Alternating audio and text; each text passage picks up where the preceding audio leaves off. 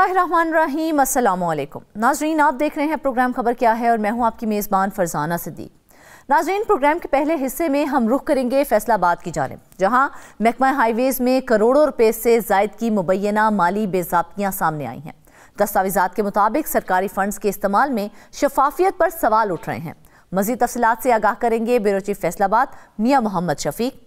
जबकि प्रोग्राम के दूसरे हिस्से में हम बात करेंगे निश्तर अस्पताल मुल्तान की, जहां अद्वियात, एंटीबायोटिक्स और सर्जिकल सामान की कमी ने मरीजों की मुश्किलात में बेपनाह इजाफा कर दिया है। हालात इस कदर संगीन हो चुके हैं कि मरीज महंगी अद्वियात बाजार से खरीदने पर मजबूर हैं, जबकि डॉक्टर्स भी सरकारी पाबंदियों के बायस नुस्खे बाहर से लिखने से कासिर हैं। इस पर तफसील से बात करने के लिए हमें ज्वाइन करेंगी नुमाइंदा मुल्तान बिस्मा कदीर। जबकि प्रोग्राम के आखिरी हिस्से में एक ऐसी हकीकत पर रोशनी डालेंगे जो बरसों से नज़रअंदाज की जा रही है। कानून मौजूद है, फंड्स मंजूर हैं, मगर माजूर अफराद आज भी अपने हक के मुंतज़िर हैं। कौन से इदारे जिम्मेदारी पूरी करने में नाकाम रहे हैं, रकूम कहाँ गई हैं और इस गफलत की कीमत आखिर कौन अदा कर रहा है? इस पर मजीद बात करने के लिए हमें ज्वाइन करेंगी ब्यूरो चीफ पेशावर मुमताज़ बंगिश। नाज़रीन, चलते हैं पहली खबर की जानिब। आपको बताएं कि फैसलाबाद की बात करते हुए कि जहां एक अहम मामला सामने आया है। रोड्स की तामीर में महकमा हाईवेज पंजाब की जानिब से करोड़ों रुपए की इजाफी अदायगियां की गई हैं। ये इजाफी पेमेंट्स की तो मुतल्लिका ठेकेदार को की गई हैं, लेकिन पता ये चला है कि मुतल्लिका अफसरान ने भी इसमें से बड़ा हिस्सा वसूल किया है। करोड़ों रुपए की ये बेज़ाब्तियां सालाना ऑडिट रिपोर्ट में सामने आई हैं और सोने पे सुहागा ये हुआ कि जब ये मामला पकड़ा गया तो महकमे ने ठेकेदार को इजाफी अदा की गई रकम की फर्जी वापसी भी महकमे के रिकॉर्ड में जाहिर कर दी। हकीकत में ठेकेदार से ये इजाफी पेमेंट वापस ली ही नहीं गई थी। ये सब कुछ कैसे हुआ, इसमें कौन कौन लोग शामिल हैं, ये जान लेते हैं। हमारे साथ इस वक्त मौजूद हैं फैसलाबाद के ब्यूरो चीफ मियां मोहम्मद शफीक। शफीक, सबसे पहले तो ये बताइए ना कि ये मामला असल में है क्या? क्या महकमों के लोगों ने किस तरह इसमें करोड़ों रुपए की खुर्द-बुर्द करने की कोशिश की है और फिर पकड़े भी गए हैं? बिस्मिल्लाहिर्रहमानिर्रहीम। देखें, आपने ये तो सुना होगा कि जब गली मोहल्लों में कोई सोलिंग के काम, तरक्याती काम होते हैं तो उसमें मुतल्लिका अदारे काम करवाने वाले लोग कमीशन लेते हैं। लेकिन इसमें कमीशन से हट के भी एक बड़ा काम किया गया। हुआ ये है कि ये एक फैसलाबाद की रोड है, झंग रोड से सरगुदा रोड को जो मिलाती है, बाईपास रिंग रोड भी इसको बोलते हैं। 2022 में इसकी कंस्ट्रक्शन का सिलसिला शुरू हुआ। जो चीज़ें तय हुई, एग्रीमेंट हुआ ठेकेदार के साथ, कंपनी के साथ, उससे कहीं ज़्यादा उनको पेमेंट की गई। ये पेमेंट मुख्तलिफ मराहल में चूँकि की जाती है, जैसे जैसे काम आगे बढ़ता है उसके मुताबिक पीसेस में पेमेंट भी की जाती है। जब ये 14वां मरहला आया था पेमेंट का, उसमें एक हिस्से की पैमाइश की गई जो कि एक्चुअल पैमाइश है 1,63,000 स्क्वायर फीट, जबकि जो रिकॉर्ड में ज़ाहिर की गई वो की गई है 2,77,000, यानी कि डबल से भी ज़्यादा। उसको रिकॉर्ड में डबल स्पेस उसकी पैमाइश ज़्यादा ज़ाहिर करके तकरीबन 2,22,00,000 रुपए की इजाफी पेमेंट कर दी गई और ये सिलसिला चलता रहा है। जब मामला कंप्लीट हुआ, सालाना ऑडिट का सिलसिला शुरू हुआ, तो उसमें ये इंकशाफ हुआ कि ये सिर्फ एक हिस्से में इतनी ज़्यादा इजाफी पेमेंट कर दी गई है। बाकी भी जारी बात है दूसरी जगहों पे भी ऐसे ही हुआ होगा, क्योंकि ये रोड की लंबाई काफ़ी ज़्यादा है, इसको मुख्तलिफ मरहलों में बनाया गया था। अच्छा, जब ये एतराज़ उठाया गया, ऑडिट रिपोर्ट में सामने आई बात, तो फिर महकमा हाईवेज़ के अफसरान जो कि देखें, जो ठेकेदार को इजाफी पेमेंट की गई है वो सिर्फ ठेकेदार को नहीं नवाजा गया, उसमें से महकमे के लोगों ने भी अपना हिस्सा जारी बात वसूल किया होगा। और उसको कवर करने के लिए फिर ये क्या किया गया कि इसको जो इजाफी पेमेंट की गई है कोई ना कोई उज़र पेश करके उसकी वापसी का सिलसिला किया गया। अगली पेमेंट में उसको एडजस्ट करने की कोशिश की गई, लेकिन रिकॉर्ड में तो कर दिया गया, अमलन ये ऐसा नहीं हुआ। चूँकि जो इजाफी पेमेंट की गई थी सब अपना अपना हिस्सा खा पी बैठे थे, तो अब वापस करना तो मुश्किल था ना, तो इसलिए फिर उसको उसका डॉक्यूमेंट्स तैयार करके कागज़ों में तो उसको सारा चीज़ें कर दी गई। अमलन ऐसा नहीं हुआ। ये यानी कि वो जो रकम ओवर बिलिंग की मद में दी गई थी वो उनसे वापस नहीं निकलवाई गई है? नहीं, वापस फाइलों में तो निकाल दी गई, लेकिन अमलन नहीं ली गई। अच्छा, फाइलों में भी जो जाहिर किया गया वो सिर्फ जो ऑडिट के लिए डॉक्यूमेंट्स दिए गए उसमें जाहिर किया गया, जो पीछे रिकॉर्ड असल रिकॉर्ड था महकमे की जो फाइलें हैं उसमें वो वही पहले वाली ही पेमेंट है जो 4 करोड़ 22 लाख रुपए की गई है, जबकि करनी जो थी वो 2 करोड़ 22 लाख रुपए की थी। डबल पेमेंट की गई। और ना अच्छा, इसमें अब पहले डबल पेमेंट करके उसमें से पैसे खाए गए, फिर जो महकमे को शो किया गया कि वापस ले ली गई है वो भी उसमें भी। अब ये कह सकते हैं कि महकमे को डबल टीका लगा है। महकमे के अफसरान इसमें जारी बात है मुलव्वस तो होंगे। अब ऑडिट रिपोर्ट में ये बात कही गई है कि इसका डीपली जायज़ा लिया जाए, इसको देखा जाए, ना सिर्फ इसको बल्कि इसको बुनियाद बनाकर जो बाकी काम हुए हैं उसको भी देखा जाए, परखा जाए, ताकि जो हक़ाइक़ हैं, जो असल चीज़ें हैं वो सामने आ सकें। ये मामला उठा था जनवरी 2025 में, यानी कि इस साल के आगाज़ में। अच्छा। आप देखें 10 माह से ऊपर 11 माह तकरीबन गुजर चुके हैं इस मामले को, अभी तक कोई इस पे कार्रवाई नहीं हो सकी। सिर्फ एक लेटर लिख दिया गया है मुतलका अथॉरिटी को कि ये लोग इसमें इन्वॉल्व हैं, इनके खिलाफ कार्रवाई की जाए। कोई कार्रवाई किसने करनी है, कब होनी है, ये भी किसी को कोई खबर नहीं है। ये सारी सूरत हाल है। अब ये इसको हम देखें, एक छोटी सी सड़क पे ये कुछ हो रहा है, एक छोटे से मामले में इतनी करप्शन हो रही है, बेज़ाब्तियाँ हो रही हैं। बाकी आप खुद अंदाज़ा लगा लें, पिछले चंद माह से डेवलपमेंट के काम तो ज़ाहिर शुरू हुए हैं, काफ़ी सारे हो रहे हैं। उसमें जहाँ पे जो जिसका जैसे मौका मिलता है, जिसकी जो पहुँच होती है वो उसके मुताबिक अपना इसको करता है, लूट मार का सिलसिला। फिर ये अगर इसको रोकने की कोशिश की जाती है वो उस पर भी अमल नहीं होता। अब क्या फ़ायदा हुआ उस सवाल ये उठता है, जिस तरह से हिदायतियाँ की गई हैं, ये सब कुछ जब किया गया है तो क्या महकमा हाईवेज के इंजीनियर्स और बिल पास करने वाले अफसरान जो थे उन्होंने ऑन साइट वेरिफिकेशन नहीं की थी इस हवाले से, ताकि उसको वेरीफाई कर सकें और उसके बाद फिर पेमेंट्स कर सकें? देखिए, इसका पूरा प्रोसेस होता है, मतलब इसमें कई लोग इन्वॉल्व होते हैं, मौके पे स्पॉट पे जाके सारी चीज़ें देखी जाती हैं, पैमाइशें, तो वहीं पे तो ये सारा कुछ होता है। अगर एक बंदा करेगा तो वो दूसरा उसको पकड़ लेगा, दूसरा करेगा तीसरा पकड़ लेगा। जब चेन पूरी ही इस मामले में इन्वॉल्व हो जाए तो फिर किसने पकड़ना है?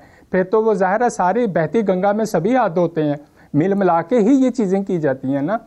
अगर इतना चेक एंड बैलेंस हो, मिल मिला के तो शफीक कर ली ना उन्होंने, अब जो करना था वो तो कर लिया, लेकिन वो ऐसे जो अफसरान हैं जो इस सारे मामले में महकमे के जो लोग मुलव्विस हैं उनके खिलाफ कोई कार्रवाई हो सकी है, या फिर हम कहें कि हस्बे रिवायत उन्हें भी क्लीन चिट दे दी गई है? देखिए, वो तो मैंने आपको बताया ना कि ये जनवरी 2025 इस साल के आगाज़ में ये मामला सामने आया। ऑडिट रिपोर्ट में कितना अरसा गुजर चुका, 11 माह। अगर 11 माह के बाद भी कोई काम नहीं हुआ, कोई कार्रवाई नहीं हुई, किसी को कोई, बिल्कुल। देखें, ये जो ये एक आपको मैंने जैसे बताया ना, ये चीज़ें या सिर्फ मकामी सतह पे नहीं होती, ऊपर के लेवल तक जाती हैं। ऊपर जो लोग बैठे हैं वहाँ पे भी ये सिलसिले जाते हैं, वहाँ पे भी पूरा हिस्सा पहुँचाया जाता है। तो जिसका नतीजा ये निकलता है, कौन किसी को पूछे, कौन किसी का कुछ बिगाड़ सके, ये तो अच्छा। इसमें फिर हम देखते हैं कि सियासी लोग जिन्होंने ये सारे काम खुद करवाते भी हैं, देखते भी हैं, अगरचे देखा जाए एक जिम्मेदारी सियासी लोगों की भी होती है, उन्होंने भी मॉनिटर करना होता, पकड़ना होता कि भाई मेरे हलके में, मेरे इलाके में ये काम हो रहा है। हाँ। तो इसकी क्या शफाफियत है? वो उनको अपनी लालच होती है, उन्होंने अपने काम भी करवाने होते हैं, उनको चीज़ें भी पहुंचती हैं, सारा कुछ। हम किसी एमएनए एमपीए पे इल्ज़ाम नहीं लगाते, लेकिन जिम्मेदारी तो हम ठहरा सकते हैं ना। इस हलके के जो एमपीए हैं या जो एमएनए हैं, उन्होंने क्यों नहीं ये चीज़ें देखी? क्या उनके इल्म में नहीं है? सारा कुछ उनको पता है, कौन क्या करता है। फिर देखा जाए तो ठेकेदार होते ही उनके हैं। सियासी पीछे से पूरी लेकिन इस पूरे मामले का ऑडिट भी तो करवाया गया था। एक और मैं अदारे की ऑडिट करवाया गया था, ऑडिट में क्या मामलात सामने आए थे? देखिए, ऑडिट तो हुआ है रूटीन के अंदर, ये किसी ने नहीं करवाया। और रूटीन में जब कोई डेवलपमेंट का बड़ा काम होता है ना, उसका सालाना ऑडिट रिपोर्ट बनती है, बिल्कुल हर महकमे की बनती है। ये उस महकमे की ऑडिट रिपोर्ट में ही निशानदेही हुई है कि जनाब ये पैमाइश को डबल जाहिर करके डबल पेमेंट कर दी गई है, ठेकेदार को इजाफी पेमेंट की गई है। अच्छा। उस ऑडिट रिपोर्ट को पसे पुश्त डाल दिया गया, उस पर कोई अमल नहीं हुआ और रिकॉर्ड में जाहिर कर दिया कि जनाब हमने पेमेंट वापस ले ली है, वापस हुई नहीं है। इसीलिए तो ऑडिट रिपोर्ट में बताया गया कि ये डबल गेम हुई है। पहले 2 करोड़ 22 लाख रुपए की इजाफी पेमेंट की गई, फिर रिकॉर्ड में जाहिर कर दिया कि 2 करोड़ 22 लाख वापस ठेकेदार से ले लिए गए। हाँ, वो रिकवरी जाहिर की गई है, बिल्कुल ऑडिट रिपोर्ट में ये रिकवरी जाहिर की गई है।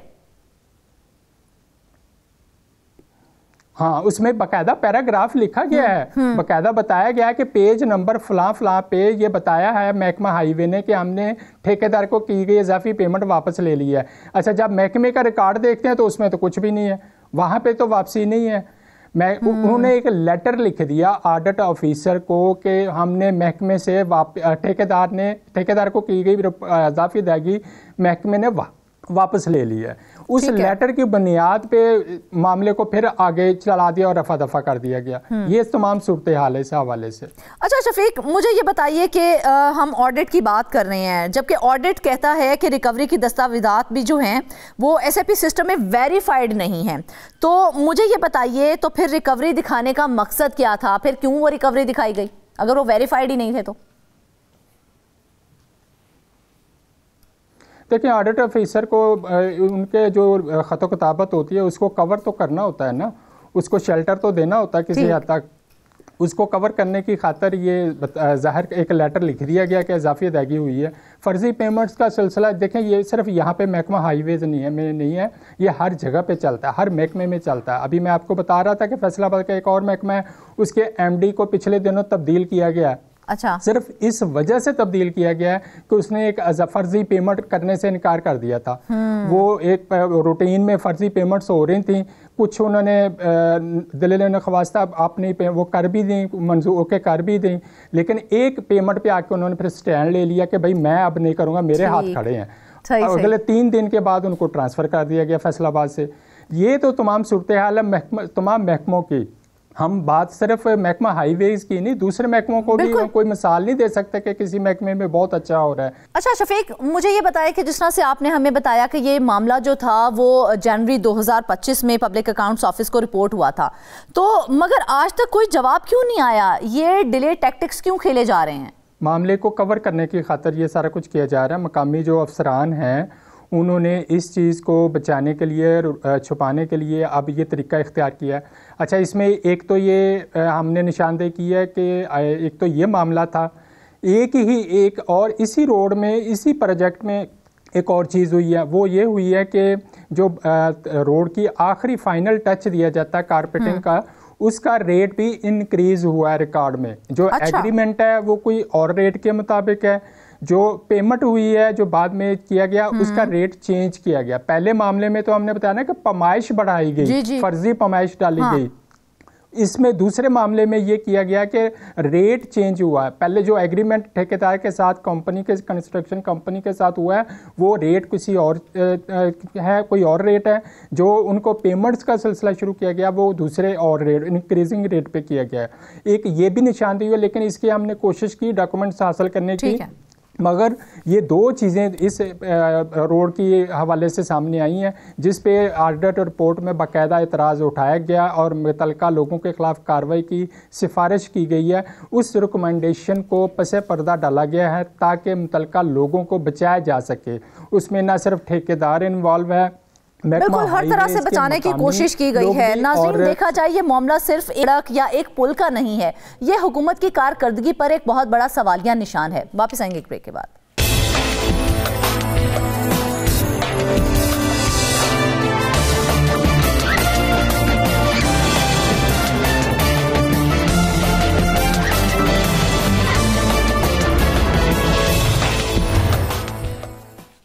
वेलकम बैक नाजरीन। अब हम आपको बताएंगे मुल्तान के सबसे बड़े तदरीसी और इलाज मुआलजे के इदारे निश्तर अस्पताल में इस वक्त मरीजों को शदीद मुश्किलात का सामना है।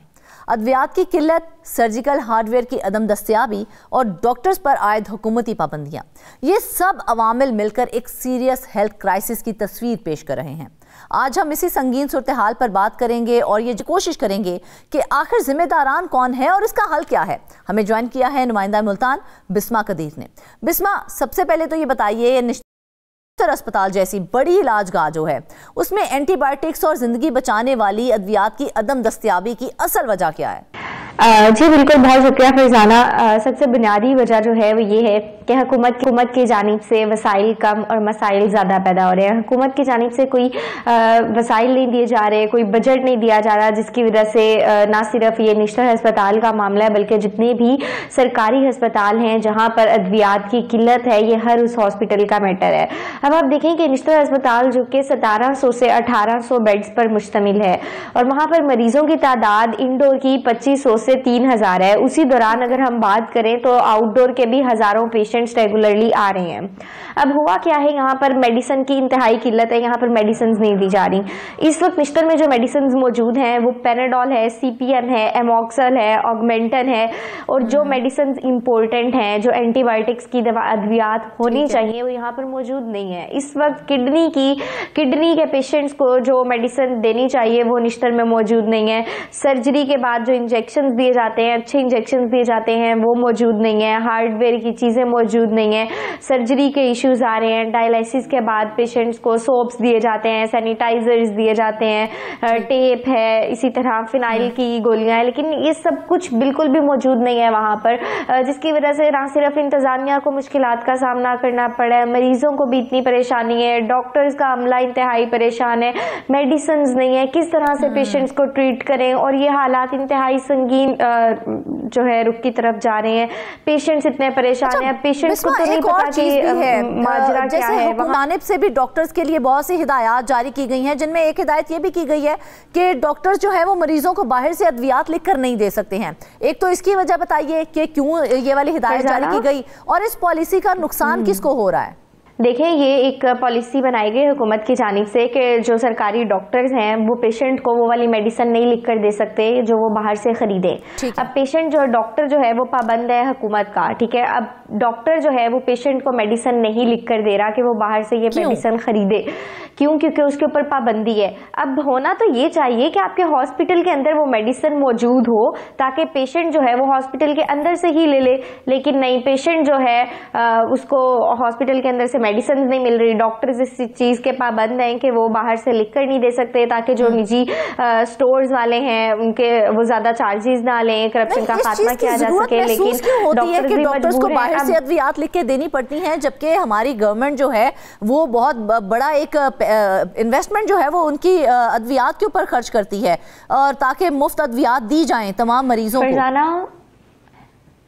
हॉस्पिटल्स में मेडिसिन्स का बहरान है, हॉस्पिटल्स में मेडिसिन्स मौजूद नहीं है। फ्लड के बाद लोगों की एक कसीर तादाद ने निश्तर का रुख किया, जहां पर ज़्यादातर जो पेशेंट्स थे उनको ये शिकायत थी कि उनकी बॉडी पे खारिश है। अब उसके लिए फंगल इन्फेक्शन वाली कोई सोप्स देने थे, कोई मेडिसिन देनी थी, लेकिन इनके पास वो मेडिसिन मौजूद नहीं थी। मैंने अभी आपको लिस्ट बताई कि कौन कौन सी मेडिसिन वहां पर मौजूद है। अब डॉक्टर जो है उसने तो पेशेंट को ट्रीट करना है, अब वो उसको तो नहीं कह सकता कि आप बाहर से लेंगे, आप बाहर चले जाएं। अब वो उसको पैराडोल की मेडिसिन दे रहा है। देखिए, पैराडोल, पैरासीटामोल ये सब वक्ती आराम के लिए है, अब ये उसका इलाज का ट्रीटमेंट नहीं है। लेकिन डॉक्टर भी यहाँ पर पाबंद है, वो उसको नहीं कह सकता कि आप बाहर से मेडिसिन परचेज कर लें। तो ये जब सरकारी अस्पतालों में अद्वियात ही मौजूद नहीं है तो किस तरह से मुमकिन है कि सिर्फ पैरासीटामोल देकर उनका इलाज जो है उसको मुकम्मल कर दिया जाए? किस तरह से?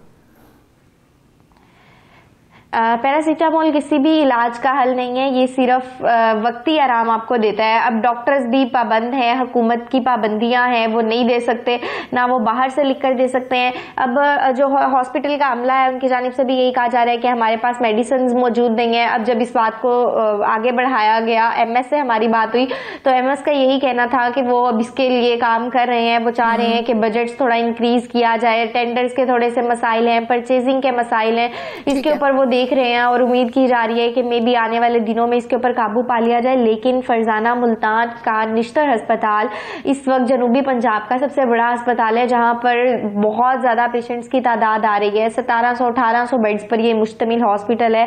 2500 से 3000 और कभी कभी इससे भी ज्यादा पेशेंट्स यहाँ पर आ जाते हैं। लेकिन जब पेशेंट्स की तादाद ज्यादा होगी, अमला कम होगा, मेडिसिन की किल्लत तो होगी और फिर ऐसे बहरान तो फेस करना पड़ेगा। अच्छा बिस्मा, न्यूरो सर्जरी और ऑर्थोपेडिक वार्ड्स में अगर हम बात करें ना तो हार्डवेयर की कमी है वहां पर, तो कमी के बायस मरीजों को महीनों बाद की तारीखें क्यों दी जा रही हैं?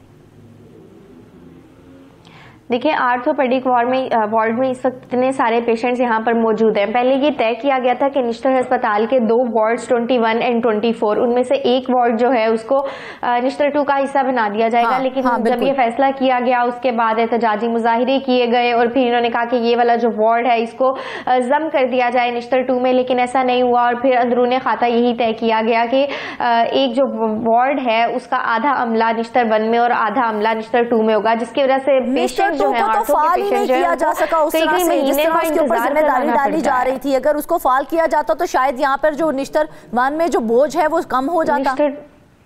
बिल्कुल बिल्कुल बिल्कुल यही वजह है कि निश्तर 2 को अगर हमने ये देखा है कि निश्तर अस्पताल में एक वक्त के अंदर ना 2500 से 3000 इंडोर मरीज दाखिल होते हैं। तो क्या मौजूदा बजट जो है वो इस बोझ को बर्दाश्त करने के काबिल है कि एक ही जगह पे इतना बोझ डाला जाए? बिल्कुल नहीं। मौजूदा बजट तो कम है, हुकूमती वसाइल बहुत कम है, डॉक्टर्स के ऊपर पाबंदियां हैं, पेशेंट्स को ट्रीट नहीं किया जा सकता। निश्तर अस्पताल के ऊपर इतना बोझ है। निश्तर 1 जो है वो इस वक्त सारे पेशेंट्स का बोझ अपने अंदर दबाए हुए है। वहाँ पे डॉक्टर्स की कमी है, पेशेंट्स की तादाद है, पेशेंट्स को टाइम ही नहीं मिल रहा चेकअप के लिए। ऑर्थो के अंदर पेशेंट्स इतने बैठे हुए हैं जिनको कई महीने तक इंतजार करना पड़ता है। हार्डवेयर की अब देखिए हार्डवेयर की सहूलत नहीं है यहाँ पर। हार्डवेयर आपका एक ऐसा सर्विसेज है, प्लेट्स है, इसके अंदर आपकी डिफरेंट चीज़ें आ जाती हैं, डिफरेंट आलात आते हैं जो कि आपके किसी भी सर्जरी के वक्त काम आते हैं, लेकिन हुकूमत की जानिब से वो फराहम ही नहीं किए जा रहे। अब क्या किया जा रहा है कि प्राइवेट वेंडर जो हैं वो हॉस्पिटल के अंदर आते हैं और पेशेंट्स के जो लवाहिकीन हैं उनको फिर ज़बरदस्ती गैर मयारी माल जो है वो ख़रीदना पड़ता है, क्योंकि उनके पास कोई और ऑप्शन नहीं है। हुकूमत की जानिब से दिया नहीं जा रहा है हार्डवेयर का सामान, प्राइवेट की तरफ से लिया जा रहा है, प्राइवेट वेंडर जो है वो दे रहे हैं, पेशेंट्स को जो है वो इस वक्त शदीद मुश्किलात का सामना करना पड़ रहा है। अच्छा बिस्मा, निश्तर 1 और निश्तर 2 के दरमियान इंतजामी फैसलों और अमले की तकसीम ने मसाइल को किस हद तक जो है वो बिगाड़ा है? देखिए बहुत ज़्यादा मसाइल पैदा हो गए हैं। इवन ये अगर हम अब की बात करें तो कल ही एक इंतहाई अफसोसनाक वाक़या रोनुमा हुआ है निश्तर 1 के अंदर, जहाँ पर एक पेशेंट जो है वो ब्लड की वजह से उसको टाइम पे ब्लड नहीं लग सका और वो वहाँ पे दम तोड़ गया। और लवाहिकीन ने निश्तर अस्पताल में इतना ज़्यादा मसला बनाया, डॉक्टर्स की जानिब से, एक डॉक्टर की जानिब से इंतहाई गैर मुनासिब अमल किया गया। उसके ऊपर भी अब MS जो है वो कार्रवाई कर रहे हैं, एक पूरा बेंच बिठाया जाएगा। अच्छा। लेकिन मसला देखिए ना ये है कि ना लवाहिकीन को पता है कि अंदरूने खाता क्या हो रहा है और ना ही डॉक्टर्स को पता है कि उन्होंने किस तरह से पेशेंट को ट्रीट करना है। डॉक्टर्स भी पाबंद हैं, डॉक्टर्स भी कुछ नहीं कर सकते, मेडिसिन हॉस्पिटल के अंदर खुद मौजूद नहीं है, डॉक्टर्स ने तो अपनी फॉर्मेलिटी पूरी करनी है, फिर जो मेडिसिन मौजूद है उन्होंने वही देनी है। तो इनकी जानिब से भी कहा गया, एप्लीकेशंस बहुत दफ़ा लिखी गई कि ये हमें मेडिसिन चाहिए, इन चीज़ों की हमें ज़रूरत है। अब देखिए हॉस्पिटल के लिए सफाई कितनी ज़रूरी है। अब जहाँ पर सैनिटाइजर्स मौजूद नहीं होंगे, सोप्स नहीं होंगे, फिनाइल नहीं होगा, टेप नहीं होगा, तो वहां पर किस तरह से हम चीजों को रन कर सकेंगे? वो तो हॉस्पिटल खुद इतने ज्यादा बीमारियों का घर बन जाएगा। इस बात का अंदाजा है कि मरीज जो हैं वो किस तरह से ख्वार हो रहे हैं बाहर से अद्वियात लेने के चक्कर में? जी बिल्कुल, हुकूमत को इस बात का बखूबी अंदाज़ा होना चाहिए। अगर नहीं है तो हम अपनी इस प्रोग्राम के तवस्सुत से बताना चाह रहे हैं कि सरकारी अस्पतालों को इस वक्त बहुत मसाइल का सामना करना पड़ा है। डॉक्टर्स की अपनी परेशानियां हैं, मरीजों की अपनी परेशानियां हैं। हुकूमत को चाहिए, जहां पर हुकूमत ने इतने इकदाम किए हैं वहां पर हुकूमत को अब ये इस मसले को देखना चाहिए, क्योंकि हॉस्पिटल के अंदर अगर मेडिसिन मौजूद नहीं है तो फिर डॉक्टर्स को इजाज़त देनी चाहिए कि वो पेशेंट को ये मेडिसिन लिख दे कि आप बाहर से खरीदें, क्योंकि ये मसले का हल नहीं है कि डॉक्टर जो है वो पेशेंट को मेडिसिन नहीं लिख कर दे सकता। अच्छा बिस्मा, ये भी बताइएगा कि PMA की जानिब से इजाफी फंड्स का मुतालबा किया गया है, तो क्या हुकूमत इस मुतालबे को सीरियसली कंसीडर कर रही है या फिर इसको यूं ही लिया जाएगा? जी अभी तक तो PMA की जानिब से फ़ंड्स का इतलाक जारी कर दिया गया है। उन्हें कह दिया गया है कि फ़ंड्स जारी किए जाएं क्योंकि बजट कम है, मसाइल ज़्यादा पेश हो रहे हैं, वेंडर्स का मसला है हमारे पास और इसी तरह टेंडर्स नहीं दिए जा रहे। तो हुकूमत को चाहिए कि वो इस मसले पर देखे, और अभी तक तो कोई इसके ऊपर अमल दरामद नहीं किया गया। वैसे के वैसे मसाइल हैं, बल्कि मसाइल मज़ीद बढ़ते जा रहे हैं। हॉस्पिटल्स में पेशेंट्स जो हैं उनके लवाहिकीन को शदीद मुश्किलात का सामना करना पड़ उनको तो ठीक है, मुश्किलात का सामना है, लेकिन अगर हम यंग डॉक्टर्स की भी बात करें ना तो वो भी इस वक्त बहुत से क्राइसिस को फेस कर रहे हैं, जहाँ पे जो उनके हॉस्टल्स हैं वहाँ पर भी बेसिक फैसिलिटीज उनको भी मुयसर नहीं है। तो जब बेचारे डॉक्टर्स को भी फैसिलिटीज नहीं मिलेंगी तो हम मरीजों की फैसिलिटी की बात कहाँ से करेंगे? जी बिल्कुल, डॉक्टर्स की जानिब से भी ये कहा जा रहा है कि उनके पास बेसिक नेसेसिटी, अब जो सर्दियां आ गई हैं उनके पास गैस की किल्लत हो गई है, उनके पास वहाँ पर गीजर्स नहीं है, तो डॉक्टर्स की जानिब से भी ये कहा जा रहा है, पेशेंट्स की जानिब से भी कहा जा रहा है, और एमएस का कहना है कि हमारे पास इतना बजट नहीं है, टेंडर्स नहीं है, परचेजिंग का मसला आ रहा है। तो अब देखना यह है कि कब तक इस मैटर को सॉल्व किया जाएगा, कब तक इनके टेंडर्स मंजूर होंगे, परचेजिंग का अमल कब तक किया जाएगा, क्योंकि हॉस्पिटल्स के मेडिकल स्टोर्स खाली पड़े हैं, वहाँ पर मेडिसिन ही नहीं आ रही है। ठीक है। अच्छा बिस्मा, मुझे आखिर में बस ये बताइए कि यही सूरत हाल अगर बरकरार रही तो क्या निश्तर अस्पताल में एक मुकम्मल हेल्थ एमरजेंसी जो है उसका खदशा है कहीं ना कहीं पे? जी बिल्कुल, निश्तर अस्पताल इस वक्त भी बहुत सारे मसाइल को फेस कर रहा है, और अगर यही सूरत हाल बढ़ती रही तो फिर हमें मजीद मसाइल देखने को मिलेंगे। आए रोज़ बद इंतज़ामी हो रही है, बदनज़मी का माहौल हो रहा है, डॉक्टर्स की लड़ाइयाँ हो रही हैं, मरीज़ों के साथ लड़ाइयाँ हो रही हैं, बहुत ही अजीब माहौल, अजीब सूरत हाल बनी हुई है। और इन सब की असल वजह यही है क्योंकि हॉस्पिटल के अंदर ही सहूलियात मैसर नहीं है। जब तक आप हॉस्पिटल के अंदर सहूलियात नहीं देंगे, पेशेंट्स को ट्रीट नहीं होंगे, डॉक्टर्स की नेसेसिटीज़ पूरी नहीं की जाएंगी, तो फिर ये सब कुछ तो हमें फेस करना पड़ेगा। अच्छा बिस्मा, मुझे ये बताइए कि एमएस साहब ये कहते हैं कि बजट का बड़ा हिस्सा जो है वो एलपीजी गैस और दीगर गैसेस पर खर्च हो रहा है, तो सवाल ये है कि क्या बजट इनएक्टिवेट है या फिर मैनेजमेंट का मसला है? मसला कहाँ पर है? फरजाना देखें, असल मसला ही बजट का है। इंतजामिया क्या करे, क्योंकि इंतजामिया को पैसे नहीं दिए जा रहे, उनके बजट मंजूर नहीं हो रहे, परचेजिंग नहीं हो रही, टेंडर्स के मसले मसाइल हैं। बजट जो है वो इशू किया जाता है इनको, तो जो इशू किया जाता है क्या वो नाकाफी होता है या वो प्रॉपर इस्तेमाल नहीं होता जहां पर उसे इस्तेमाल होना चाहिए? देखिए, जो बजट दिया जा रहा है वो इंतहाई कलील है। जहां पर 2500-3000 मरीज आ रहा है उसके लिए एक बजट आप पेश करें, वो बजट जो है उन सब पेशेंट्स को मुकम्मल तौर पर ट्रीट नहीं कर पा रहा। 1700-1800 का बेड वहां पर मौजूद है, लेकिन वहां पे 2500 से 3000 इंडोर मरीज दाखिल हो रहे हैं और आउटडोर की तादाद अभी अलग है। तो जो बजट पेश किया जा रहा है, जो बजट मंजूर किया जाता है, वो इंतहाई कलील है। अच्छा, ये जो सैलाब था ये तो नेचुरल डिजास्टर था ना, इसके अंदर तो खास तौर पे ज़्यादा मेहनत करनी पड़ती है, ज़्यादा जो है इन्वेस्टमेंट करनी पड़ती है और फंड्स देने पड़ते हैं। तो सैलाब के बाद जल्दी बीमारियों और दीगर इन्फेक्शंस में इजाफा हुआ था, उसके बावजूद भी हमने देखा कि मुतलका अद्वियात की फराहमी मुमकिन ही नहीं बनाई जा सकी। तो इसकी क्या वजह दी जा रही है?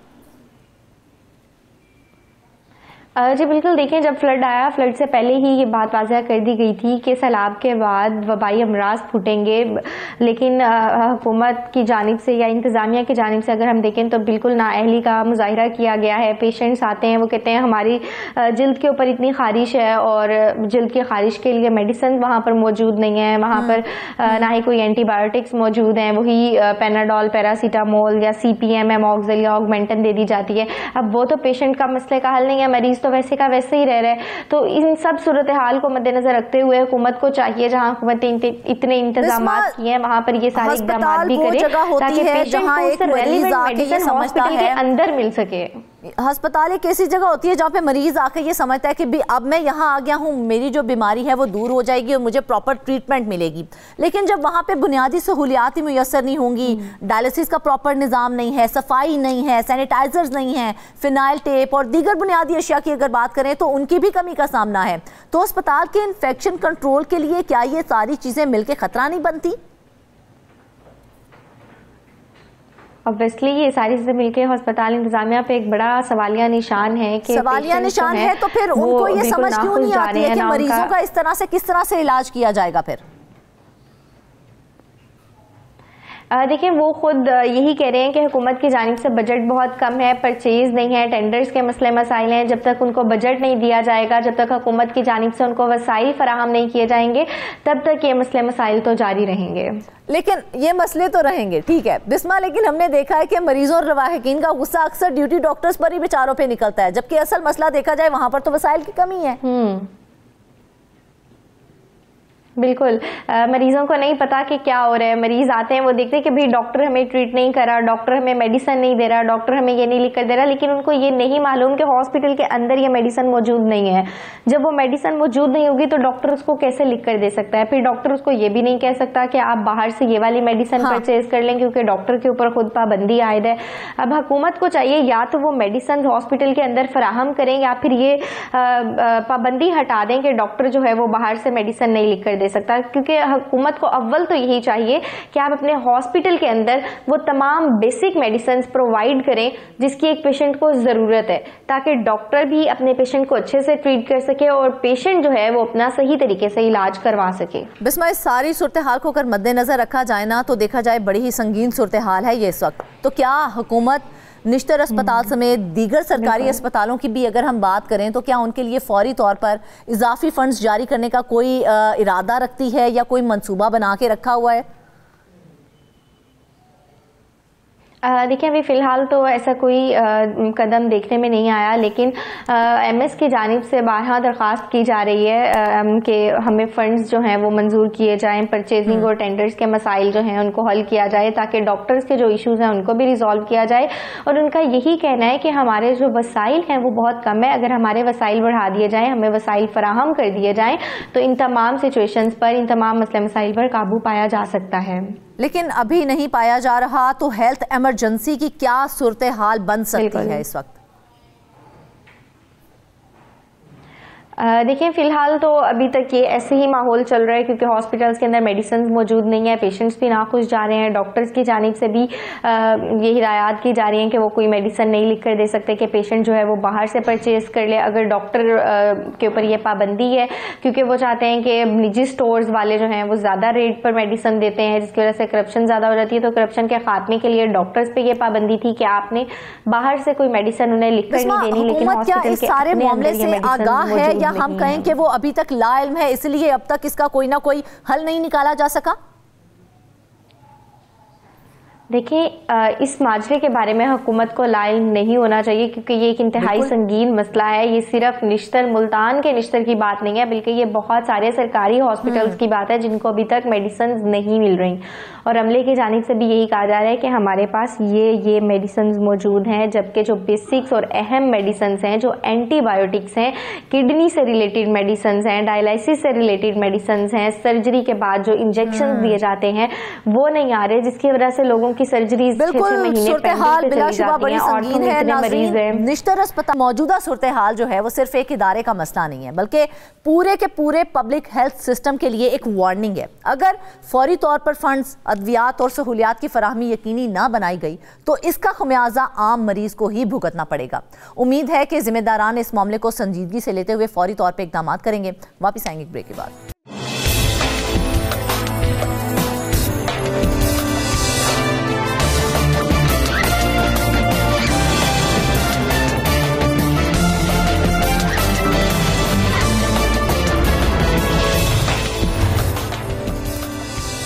वेलकम बैक नाजरीन। आपको बताएं कि खैबर पख्तूनख्वा में हर हुकूमत ने माजूरों को हकूक देने की बात तो जरूर की है, मगर अमली तौर पर गुज़िश्ता कई साल में उन्हें हकूक ही नहीं मिल सके हैं।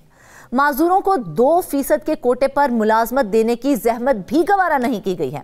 माजूरों के लिए मुख्तलिफ प्रोग्राम्स के तहत फंड्स तो मुख्तस किए गए, मगर या तो वो खर्च ही नहीं हो सके या उसमें भी बेज़ाब्तियाँ की गई हैं। हमारे पेशावर के ब्यूरो चीफ मुमताज़ बंगिश ने इस स्टोरी पर अच्छा काम किया है, उनसे तफसीलात जानते हैं। जी मुमताज़, बताइएगा ज़रा कि माजूरों के लिए कोटे पर अमल दरामद तो कई दिहाइयों से नहीं हो रहा है, लेकिन खैबर पख्तूनख्वा में इस पर अमल दरामद करने के लिए और माजूरों की मदद के लिए कौन से इदारे मौजूद हैं जो ये काम करेंगे? शुक्रिया फरजाना। दरअसल मसला यह है कि माजूरों की आवाज़ यहाँ पे बहुत कम सुनी जाती है।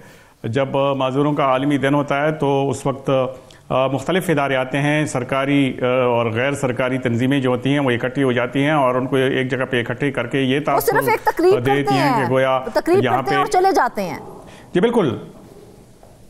बिल्कुल, वो सिर्फ इस तकरीब तक महदूद रहते हैं। और मज़े की बात यह है कि ऐसे इदारे हैं कि जिनके नाम भी किसी ने नहीं सुने होंगे और ऐसी तंजीमें हैं कि जो उसके लिए माजूरों के नाम पे फंड्स भी इकट्ठा करती हैं।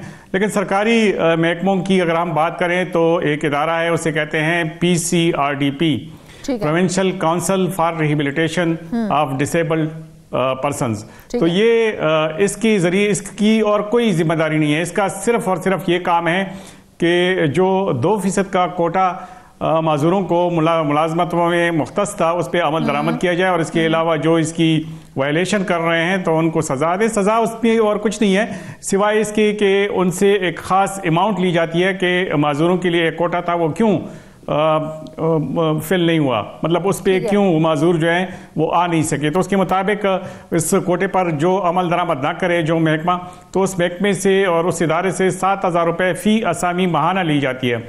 अगर वो 4 सालों के लिए खाली रहा और अगर 3 ओहदे खाली रहे तो 21,000 रुपये माहाना उससे लिए जाते हैं, और फिर जितने अरसा वो माजूरों के कोटे की जो असामी जो खाली थी, तो इस हिसाब से उन्होंने आप कर रहे हैं माजूरों के लिए जो 2% कोटा रखा गया है, वो कोटा तो नहीं मिल सका। जाहिर है उसका नुकसान उन माजूरों को हो रहा है जो इस कोटे से महरूम है, लेकिन इससे हुकूमत को भी कोई नुकसान पहुंचा है क्या?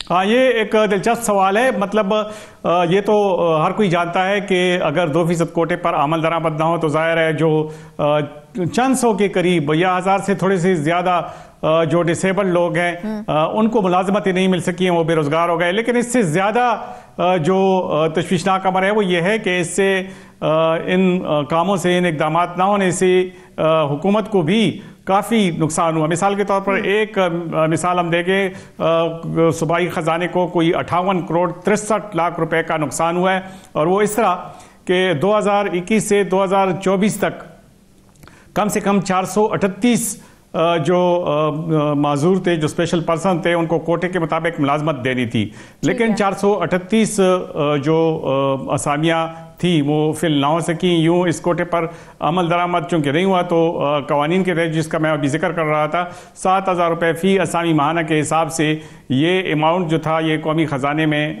बल्कि एक इदारा है उसको जो ये फ़ंड लेता है तो DPR उसे कहते हैं, तो DPR में ये पैसे जो हैं वो जमा होने थे। और मज़े की बात यह है कि कोई भी सरकारी यूनिवर्सिटी, बोर्ड या अथॉरिटी जो ऑटोनोमस इदारे हैं उनमें से किसी ने भी माजूरों के कोटे पर अमल दरामद नहीं किया। तो यूँ इस खजाने में जो कि इन माजूरों की इमदाद के लिए होते हैं 58 करोड़ 63 लाख रुपए जमा होने थे, लेकिन वो जमा ना हो सके। तो ये हम कह सकते हैं कि ये सरकारी खजाने को नुकसान है। क्योंकि जिस तरह से आप बता रहे हैं मुमताज के अगर कोटे पर अमल नहीं होता तो हर इदारे को फी असामी 7,000 रुपये माहाना जमा करवाने हैं। ठीक है, अगर ये करवाने थे तो ये जो रकम जितनी आप बता रहे हैं 58 करोड़ 63 लाख रुपए, तो फिर ये आखिर कहाँ गए? यही तो बात है, किसी खुद मुख्तार इदारे से किसी ने नहीं पूछा कि आपने ना तो कोटे पे अमल किया और ना ही ये जो फंड्स थे ये वहाँ जमा हो सके। अब उन्हीं इदारों के पास है जो मतलब हुकूमत के पास कह लीजिए कि वो उनको देने के लिए तैयार नहीं है। तो ये फंड्स जो होते हैं ये हुकूमत के ख़जाने में किसी तरक्याती काम पे खर्च नहीं होते, बल्कि इन्हीं माजूरों पे ये खर्च होते हैं और उन्हीं की फलाह बहबूद के काम आता है। लेकिन जब एक महकमा या कोई एक ऑटोनोमस इदारा इतना मजबूत हो और वो इतना दलेर हो कि हुकूमती इक़दाम और कवानीन के होते हुए भी वो इसके अगेंस्ट जो अमाउंट बनती है वो इसमें कौमी ख़जाने में जमा करने से कासिर है, तो इसका मतलब ये है कि फंड्स जमा करवाने थे, क्या उनके खिलाफ कोई अकाउंटेबिलिटी एक्शन लिया गया या नहीं लिया गया? यही तो अकाउंटेबिलिटी थी कि उन्होंने जो माजूरों को मुलाजमत नहीं दी तो इसके अगेंस्ट उन्होंने ये पैसे जमा करने थे। हाँ। जो ये जमा ना कर सके। पिछले 3 साल की ये जो हिसाब है ये मैं इसकी बात कर रहा हूं, इससे पहले भी शायद वो, लेकिन इसको पाबंद बनाया गया है। पिछले 3 साल से इस बात पे जोर दिया जाता रहा है कि ये आप डिपॉजिट कर लें, लेकिन किसी ने ये डिपॉजिट नहीं की और इस वक्त तक ये मामला जो है ये लटका हुआ है। और ये जो पैसे जो इन लोगों के काम आने थे, इनको मुख्तलिफ किस्म के जो प्रोजेक्ट्स हैं वो इससे चलने थे, तो वो उस खजाने में वो जमा ना हो सके। तो यही एक जो है हुनर सिखाने के लिए इदारे होंगे, तो कौन सा इदारा है जो माजूरों को हुनर सिखाने के लिए काम कर रहा है? और क्या माजूरों की जो रजिस्ट्रेशन है या उनके लिए पॉलिसी बनाने का कोई इदारा मौजूद है भी या नहीं है? असल में मसला ये होता था कि ये जिस फंड्स का मैं जिक्र कर रहा था, इसकी ये DPR फंड्स रूल्स हैं 1991, उसके मुताबिक ट्रेनिंग सेंटर भी बनने हैं और इनके लिए पॉलिसी मुरतब करने के लिए और रजिस्ट्रेशन के लिए एक इदारे का क्या मामला मिला था जिसको कहते हैं डिस्ट्रिक्ट काउंसिल, मतलब जिली सतह पर इनके काउंसिल कायम होने थे, लेकिन वो काउंसिल भी कायम नहीं हो सके। महकमा समाजी बहबूद की ये जिम्मेदारी थी कि वो मजदूरों के लिए ट्रेनिंग सेंटर बनाते, लेकिन ऐसा नहीं किया गया और मजदूरों पर हर 3 साल में DPR फंड से एक पाई भी खर्च ना हो सकी। मतलब जो फंड्स जिसके लिए ये फंड बनाया गया था उसे चाहिए था कि वो मजदूरों पे, उसमें ऑलरेडी फंड भी मौजूद हैं, लेकिन वो मजदूरों पे पिछले 3 साल के दौरान एक पाई उससे खर्च ना हो सके। इसका मतलब ये है कि उनके मसाइल ही हल नहीं हो सके और मजदूरों के मसाइल हल करने के लिए डिस्ट्रिक्ट काउंसिल बननी थी, वो सूबाई हुकूमत की जिम्मेदारी थी, लेकिन वो भी नहीं बन सकी। बात कर रहे हैं ना, ट्रेनिंग तो चले, एक अलग मसला है। सबसे पहले है बेसिक नेसेसिटी। उनकी बेसिक नेसेसिटी ये है कि जो भी अज़ा उनका जहां से वो माजूर हैं वो उनको दिया जाए और जो उनकी मसनूई अज़ा लगा के उनकी मदद की जाए। तो क्या माजूरों को जो मसनूई अज़ा लगाने या मखसूस माजूरी के आलात देने थे, क्या हुकूमत उसमें उनका साथ दे रही है या फिर उन्हें यूं ही तन्हा छोड़ दिया गया है? फरजाना, माजूरों की बहाली के लिए तो पहले इन्होंने जो ट्रेनिंग देनी थी वो उनके लिए 1.5 करोड़ रुपए मुख्तस किए गए थे, वो खर्च नहीं हो सके। तो हम ये कैसे कह सकते हैं कि हुकूमत जो है इतनी एक्टिव होगी कि उनकी मसनूई अज़ा आलात और उस पर कोई वो खर्च कर सके। लेकिन यहाँ भी सितम ज़रीफ़ी ये है कि जो मसनूई अज़ा आलात जो इनको देने थे, मसलन हेयरिंग एड या इस किस्म के दीगर आलात हैं या मसनूई टांग जो उनको देते हैं, उसके लिए 1.5 करोड़ रुपए मुख्तस की गए थे, लेकिन उसमें भी बेज़ाब्तगी हुई। जो PCRDP है, मतलब council for rehabilitation of disabled person है, इसका बुनियादी मकसद यही था कि वो जो जितने भी माजूर हैं उसको मसनूई अज़ा के लिए फंड्स दे और वो उसकी मंजूरी दे। उन्होंने इनिशियली 50 लाख रुपए की मंजूरी दी थी, जो 21 माह में सिर्फ 50 लाख रुपए भी खर्च नहीं हो सके। अच्छा। इसके अलावा मुख्तलिफ किस्म के आलात और उसकी फराहमी के लिए 10 करोड़ रुपए मुख्तस किए गए थे, वो भी खर्च नहीं हुए माजूरों के लिए। अब मसला यह है कि अगर वो रकम खर्च नहीं हुई तो वो रकम कहाँ गई और उसका कोई हिसाब लिया गया?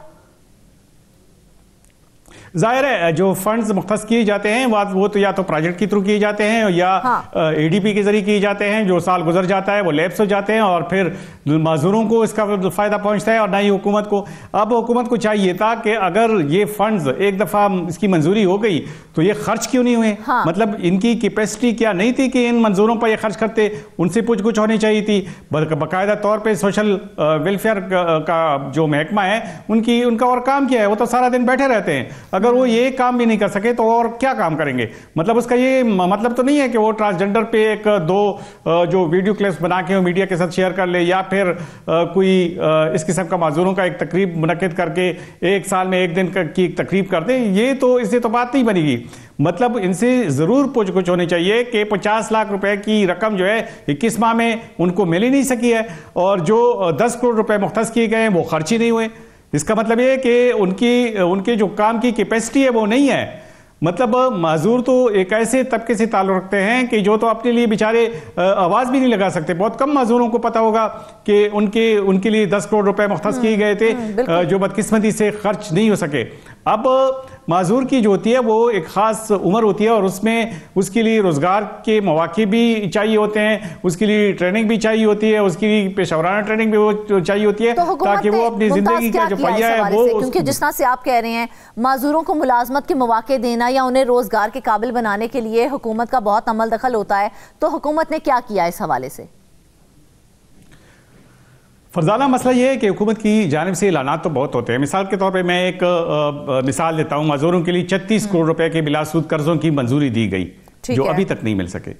मतलब 36 करोड़ रुपए अगर खैबर पख्तूनख्वा के मजदूरों को मिल सकते तो उससे वो काफी, तकरीबन अगर सारे नहीं तो आधे जो हैं वो अपने लिए रोजगार बना सकते थे। किस तरह से मुमताज, क्योंकि जो फंड्स मुख्तस किए गए हैं वो तक तो इस्तेमाल नहीं किए गए, ये जो फंड्स दिए जाते हैं इनको किस तरह से यूटिलाइज किया जाता? फिर नहीं, ये बिलासूद कर्जे थे। मतलब किसी को 2 लाख मिलने थे, किसी को 4 लाख, किसी को 10 लाख, ताकि वो इसे छोटा मोटा कारोबार शुरू कर सके। ये तो उन माजूरों पे डिपेंड करता था कि वो कैसे उसके साथ कारोबार शुरू करके अपने लिए रोजगार का एक मौका पैदा कर सकते हैं, लेकिन ये भी नहीं किया गया। अब बिलासूद कर्जे देने में आपके लिए जो 36 करोड़ रुपए है उसकी मंजूरी भी दी गई है, बाकायदा तौर पे उसका ऐलान भी किया गया। अब उसके देने में क्या ऐसी मुश्किलात थी? अगर आज उनको नहीं मिल सके तो कल कैसे मिलेंगे? गुज़श्ता 3 सालों के दौरान ये मसाइल उनको पेश आ रहे हैं। इससे पिछली हुकूमतों में तो कोई माजूरों के लिए नाम ही नहीं लेता था, तो कोई इनसे पूछने वाला नहीं है। इसकी वजह यह है कि ये सेगमेंट जो है ये तो चूंकि निगलेक्टेड है, कोई उसका पुरसाने हाल नहीं है। मुख्तलिफ जो सरकारी महकमे हैं वो इसका नाम तक नहीं लेते, लोगों को अवेयरनेस तक नहीं देते कि हुकूमत उनके लिए क्या कर रही है और क्या उन्होंने किया और क्या नहीं किया। अब मसला यह है कि 36 करोड़ रुपए के बिलासूद कर्जे अगर उनको नहीं मिले तो इसका जिम्मेदार कौन है? देखा जाए फिर बहुत कुछ कर रही है, तो इन लोगों को फिर अवेयरनेस किस तरह से आएगी, किस तरह से उन्हें अपने हुकूक का पता चलेगा कि ये हमारे हुकूक है, हुकूमत हमें ये दे रही है और हमें ये हासिल करने हैं? कौन उनको गाइड करेगा?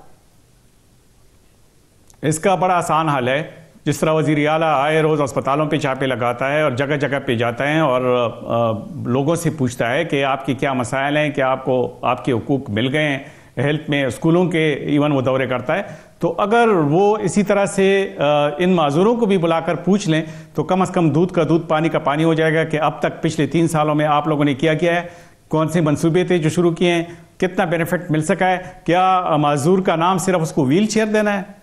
ये तो बड़ी अजीब सी बात है। मतलब व्हील चेयर दे के आप उसको चला तो सकते हैं लेकिन आप उसको बाइज्जत रोजगार कमाने के काबिल तो नहीं बना सकते। अब हुकूमत 36 करोड़ रुपए भी देती है कर्जों के लिए, उसकी मंजूरी भी देती है, तो कौन सी ऐसी रुकावट है कि जो इन ब्यूरोक्रेट्स और जो इन इदारों की राह में हायल हैं और वो उसे देने से कासिर हैं? तो ये एक ऐसा सवाल है कि ये हुकूमत की भी नाअहली का सबूत है। अगर हुकूमत इसका नहीं पूछ सकती तो इसका मतलब ये है कि फिर तो ना इन मंसूबों की ऐलान की जरूरत है और ना इनके लिए कोई प्रोजेक्ट्स और या कोई मंसूबे बनाने की जरूरत है, क्योंकि जब तक इनको बेनिफिट ना मिले, जो 10 साल पहले जो उनको बेनिफिट्स दिए जाने थे वो अब जो 10 साल पहले वाले मजदूर थे उनको नहीं दिए जा सकते, क्योंकि एज की भी एक हद होती है, उसमें एक काम वो कर सकते हैं लेकिन वो 10 साल बाद वो काम वो नहीं कर सकते। तो इसलिए भी इनको जो प्रोजेक्ट्स हैं जो मामले से ला इल्म है कि माजूरों को उनके बुनियादी हकूक ही नहीं मिल रहे हैं। असल में मसला ये होता है कि जब हुकूमतें बदलती हैं तो पिछली हुकूमत की जितनी भी प्रोजेक्ट्स हैं वो आने वाली हुकूमत जो है उसको भूल जाती है। यहाँ पे हुकूमत तो नहीं बदलते लेकिन वज़ीर आला बदलते हैं। एक वज़ीर आला बदल गया, चंद माह की हुकूमत करके वो चला गया, अगर उसने कोई प्रोजेक्ट्स उसके लिए शुरू किए हैं तो जाहिर है फिर ये इस वज़ीर आला की प्रायोरिटी नहीं होगी। जब तक कि वो पिछले सालों का हिसाब न ले तब तक ये मसला सुधर नहीं सकता।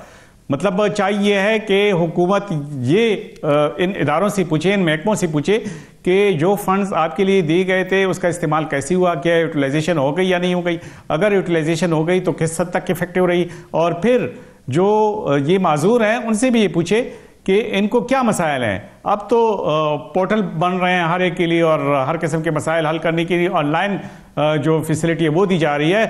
खैबर पख्तूनख्वा के पूरे सिस्टम को डिजिटलाइज किया जा रहा है। अगर वो ऑनलाइन भी इन माजूरों को एक पोर्टल बना के उनसे पूछें तो दूध का दूध और पानी का पानी हो जाएगा और ये पता चल जाएगा कि हुकूमत की जानिब से जो इकदाम उठाए जा रहे हैं क्या उसको अमली जामा भी पहनाया जा रहा है या वो ऐसे ही खाली ऐलानात बन के वो फंड जो हैं वो लैप्स हो जाते हैं। यही एक अलमिया है जिसका सामना खैबर पख्तूनख्वा हुकूमत को भी करना पड़ रहा है और इसका खामियाजा जो है ये जो माजूर है उनको भुगतना पड़ रहा है। तो ये एक ऐसा संगीन मसला है कि जिस पर किसी ने तवज्जो नहीं दी। हमारे ईवानों में भी सबके लिए आवाज उठते हैं, सड़कें बनाने के लिए तो आवाजें उठती हैं, स्कूल बनाने के लिए तो जो एमपीएस होते हैं वो आवाज उठाते हैं। पूरे मामले में क्या किरदार है जो माजूरों की फलाह के लिए काम करते हैं, क्या वो भी उन्हें उस तरह से गाइडलाइन फराहम नहीं करते हैं?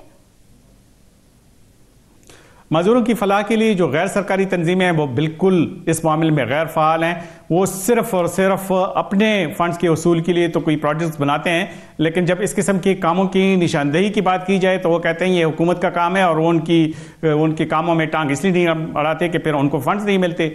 अब जब फलाही इदारे भी ऐसे बन जाए तो फिर क्या कहा जा सकता है कि उनकी मदद के लिए कौन आएगा।